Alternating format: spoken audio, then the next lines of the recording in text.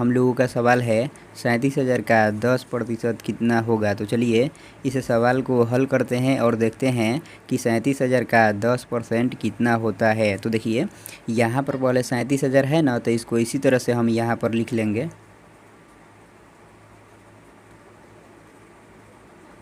देखिए यहाँ पर का है, थोड़ा सा आप लोग ध्यान दीजिएगा। देखिए हम यहाँ पर भी का लिखे हुए हैं, तो इस का मतलब होता है गुणा। इसी तरह से इस का भी मतलब होगा गुणा, इसलिए इस का के लिए यहाँ पर गुणा का चिन्ह दे देंगे कुछ इस तरह से। देखिए यहाँ पर 10 है, तो इस 10 को इसी तरह से यहाँ पर लिख लेंगे। देखिए यहाँ पर प्रतिशत का चिन्ह है, थोड़ा सा आप लोग फिर से ध्यान दीजिएगा। देखिए हम यहाँ पर भी प्रतिशत के चिन्ह दिए हुए हैं। देखिए तो इस प्रतिशत के चिन्ह का अर्थ होता है 1/100। इसी तरह से इस प्रतिशत के चिन्ह का भी अर्थ होगा 1/100। इसलिए इस प्रतिशत के चिन्ह के लिए इस 10 के गुणे में ध्यान दीजिएगा 1/100 लिख लेंगे कुछ इस तरह से। ऐसे ही आप लोगों को भी लिख लेना है। तो अब यदि आप लोग यहाँ पर देखते होंगे तो जो इतना पार्ट यह बन गया ना, यह बाटा वाला गुणा बन गया।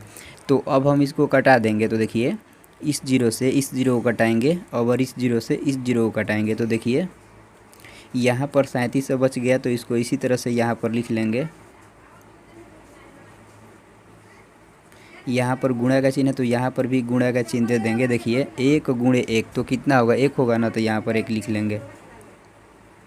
37 गुणे 1 तो कितना होगा, 37 होगा ना, तो यहाँ पर 37 लिख लेंगे। तो यही हम लोगों का आंसर हो जाएगा।